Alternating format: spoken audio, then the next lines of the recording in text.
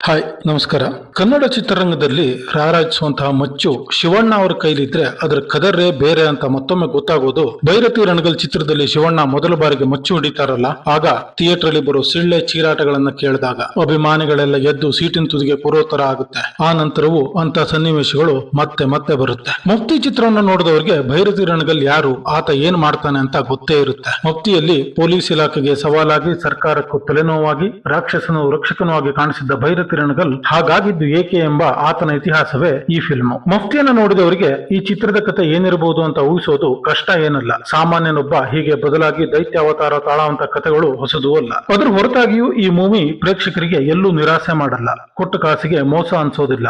ಅದಕ್ಕೆ ಮುಖ್ಯ ಕಾರಣ ಭೈರತಿ ರಣಗಲ್ ಆಗಿ ಕಾಣಿಸಿಕೊಂಡಂತ ಶಿವಣ್ಣ ಅವರ ಆ ಗೆಟಪ್, ಆ ಸ್ವ್ಯಾಗು, ಆ ನಟನೆಗೆ ಫಿದಾ ಆಗದೆ ಇರೋದು ಸಾಧ್ಯನೇ ಇಲ್ಲ. ಅದರಲ್ಲೂ ಭೈರತಿ ರಣಗಲ್ನ ಆ ಎರಡನೇ ಅವತಾರ ತಾಳದ ನಂತರ ಅಂತೂ ಬೇರೆ ಲೆವೆಲ್ ಅಲ್ಲೇ ಇರುತ್ತೆ. ಪರ್ಸನಲಿ ನನಗೆ ಶಿವಣ್ಣ ಅವರ ಸ್ಕ್ರೀನ್ ಪ್ರೆಸೆನ್ಸ್ ಇನ್ನೂ ಹೆಚ್ಚಿರಬೇಕಿತ್ತು ಅಂತ ಅನಿಸ್ತು. ತಾರಾಗಣದಲ್ಲಿ ಶಿವಣ್ಣ ಅವರ ಜೊತೆ ಅವಿನಾಶ್, ರಾಹುಲ್ ಬೋಸ್, ರುಕ್ಮಿಣಿ ವಸಂತ್, ಛಾಯಾ ಸಿಂಗ್, ಗೋಪಾಲ್ ಕೃಷ್ಣ ದೇಶಪಾಂಡೆ ಮುಂತಾದವರು ಇದ್ದಾರೆ. ವಿಲನ್ ಆಗಿ ರಾಹುಲ್ ಬೋಸ್ ಚೆನ್ನಾಗಿನೇ ನಟಿಸಿದ್ದಾರೆ. ಗೋಪಾಲ್ ಕೃಷ್ಣ ದೇಶಪಾಂಡೆ ಅವರಂತೂ ಎಂದಿನಾಗೆ ಸೂಪರ್. ಅವಿನಾಶ್ ಅವರ ಗೆಟಪ್ ವಿಭಿನ್ನವಾಗಿದೆ, ನಟನೆ ಕೂಡ ಸೂಪರ್. ನಾಯಕಿ ರುಕ್ಮಿಣಿ ವಸಂತ್ ಅವರ ಪಾತ್ರ ಅಷ್ಟೇನು ಗಟ್ಟಿಯಾಗಿಲ್ಲ. ಹೀರೋಯಿನ್ ಕೂಡ ಬೇಕು ಫಿಲ್ಮ್ ಅಲ್ಲಿ ಅನ್ನೋ ಕಾರಣಕ್ಕೆ ಆ ಪಾತ್ರ ಇರೋ ತರ ಇದೆ.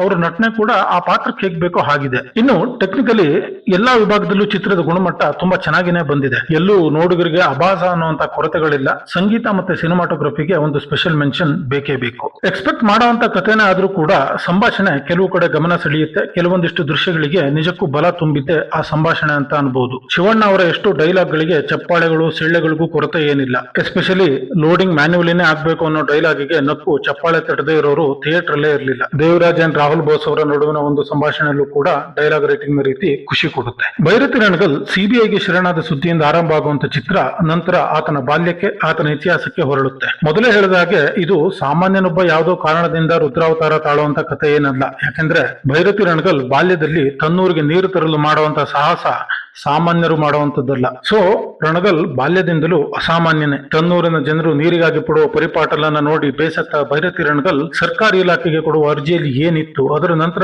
ಏನಾಯ್ತು ಅನ್ನೋದನ್ನ ಥಿಯೇಟರ್ ಅಲ್ಲಿ ನೋಡೋ ಮಜಾನೇ ಬೇರೆ. ಆ ಘಟನೆ ರಣಗಲ್ ಜೀವನದಲ್ಲಿ ಅಸಾಮಾನ್ಯವಾದ ತಿರುವನ್ನು ತರುತ್ತೆ. ಅಲ್ಲಿಂದ ಮುಂದೆ ಚಿತ್ರ ಕೊಂಚ ನಿಧಾನ ಅನ್ನುವಂತ ಫೀಲ್ ಕೊಡಬಹುದು. ಅಲ್ಲಿ ಇಮೋಷನಲ್ ಇದೆ. ರಣಗಲ್ ಹಾಗಾಗಲು ಕಾರಣವಾದ ಘಟನೆಗಳೇನು ಅನ್ನೋದು ತುಂಬಾ ಡೀಟೇಲ್ ಆಗಿ ಬರುತ್ತೆ. ಪರ್ಸನಲಿ ನನಗೆ ಈ ಪಾರ್ಟ್ ಅನ್ನ ಸ್ವಲ್ಪ ಟ್ರಿಮ್ ಮಾಡಬಹುದಿತ್ತು, ಸ್ವಲ್ಪ ಕಡಿಮೆ ಟೈಮಲ್ಲಿ ಇಡಬಹುದಿತ್ತು ಅಂತ ಅನಿಸ್ತು. ಬಟ್ ಆ ನಂತರ ಮೂವಿ ಮತ್ತೆ ಟ್ರ್ಯಾಕ್ ಗೆ ಬರೋದು ಇಂಟರ್ವಲ್ ಗೆ ಸ್ವಲ್ಪ ಹೊತ್ತಿನ ಮುಂಚೆ. ಅಲ್ಲಿಂದ ನಾವೆಲ್ಲ ಮಫ್ತಿಯಲ್ಲಿ ನೋಡಿದ್ದ ಭೈರತಿ ರಣಗಲ್ನ ಆ ಅವತಾರ ಬರುತ್ತೆ. ಶಿವಣ್ಣನವರ ಟ್ರಾನ್ಸ್ಫಾರ್ಮೇಶನ್ ಕಣ್ಣಿಗೆ ಹಬ್ಬ ಅನ್ನೋ ತರ ಇದೆ. ಆ ನಂತರ ಆ ಫಿಲ್ಮ್ ಎಲ್ಲೂ ಬೋರ್ ಹೊಡಿಸಲ್ಲ. ಕೊನೆವರೆಗೂ ಒಂದೇ ಫ್ಲೋದಲ್ಲಿ ಹೋಗಿ ಕ್ಲೈಮ್ಯಾಕ್ಸ್ ಬರುತ್ತೆ, ಮುಗಿಯುತ್ತೆ. ಆಗ್ಲೇ ಹೇಳಿದ ಹಾಗೆ ಇದೇನು ತುಂಬಾ ವಿಭಿನ್ನವಾದ ಚಿತ್ರ ಅಲ್ಲ, ತಲೆಗೆ ಹುಳ ಬಿಡುವಂತ ಈ ಒಂದು ಹೊಸ ಅಲೆಯ ಚಿತ್ರನೂ ಅಲ್ಲ. ಸೊ ಆ ರೀಸನ್ ಗಾಗಿನೇ ಇದನ್ನ ಯಾರು ನೋಡಬಹುದು, ಎಂಜಾಯ್ ಮಾಡಬಹುದು. ಎಲ್ಲಾ ರೀತಿಯ ಪ್ರೇಕ್ಷಕರಿಗೂ ಇಷ್ಟ ಆಗುವಂತ ಎಲ್ಲಾ ಅಂಶಗಳು ಈ ಚಿತ್ರದಲ್ಲಿ ಇದೆ. ಅಂಡ್ ಚಿತ್ರದ ರನ್ ಟೈಮ್ ಕೂಡ 2.25 ಗಂಟೆ ಅಷ್ಟೇ. ಸೊ ಯಾರಿಗೂ ಬೋರಿಂಗು, ಲೆಂದಿ ಆಯ್ತು ಅನ್ನೋ ತರದ ಕಂಪ್ಲೇಂಟ್ ಎಲ್ಲ ಬರಕ್ ಸಾಧ್ಯನೇ ಇಲ್ಲ.